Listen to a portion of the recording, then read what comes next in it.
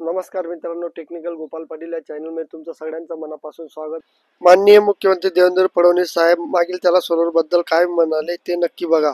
मागेल त्याला सौर कृषी पंप ही योजना आपण या ठिकाणी सुरू केली आणि आपला परफॉर्मन्स यातला का चांगला आहे असं मी सांगू इच्छितो की 8 वर्षामध्ये सौर पंपाची योजना सुरू झाल्यानंतर 8 वर्षामध्ये राज्यात 1,84,000 पंप स्थापित करण्यात आले।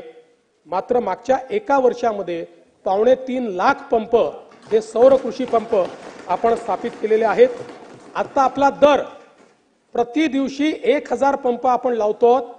आपल्याला हा दर 1,500 पर्यंत न्यायचा आहे आणि आपण शेतकऱ्यांना चॉईस दिलेला आहे।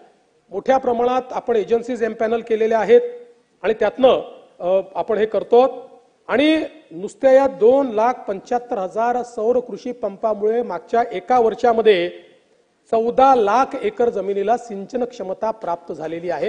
हे देखील मला लक्षात आणून द्यायचं आहे। एक अत्यंत केंद्र सरकारची महत्त्वाची योजना आहे प्रधानमंत्री सूर्यघर मुफ्त वीज योजना। ही अत्यंत महत्त्वाची योजना आहे। देशामध्ये यातही आपण पहिल्या क्रमांकावर आहे। या योजनेमध्ये जे आपले 300 युनिट पर्यंतचे जे ग्राहक आहेत या ग्राहकांना या योजनेच्या माध्यमातून रूफटॉप सोलर करता येतं आणि अतिरिक्त वीज झाली तर ती आपण विकत घेतो। त्यांना पाहिजे तेवढी वीज ते वापरू शकतात। अशा प्रकारची योजना आहे, त्यामुळे त्यांना विजेचं बिल येत नाही।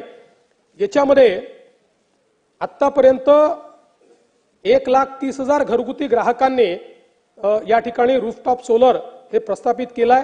त्यांना 1,000 कोटीपेक्षा जास्त सबसिडी आपण दिलेली आहे आणि आता आपण हा निर्णय केलाय प्रधानमंत्री आवास योजनेमध्ये जी नवीन 20 लाख घरं आपण घेतो आहोत या प्रत्येकाला योजनेतच आपण सोलार देणार आहोत।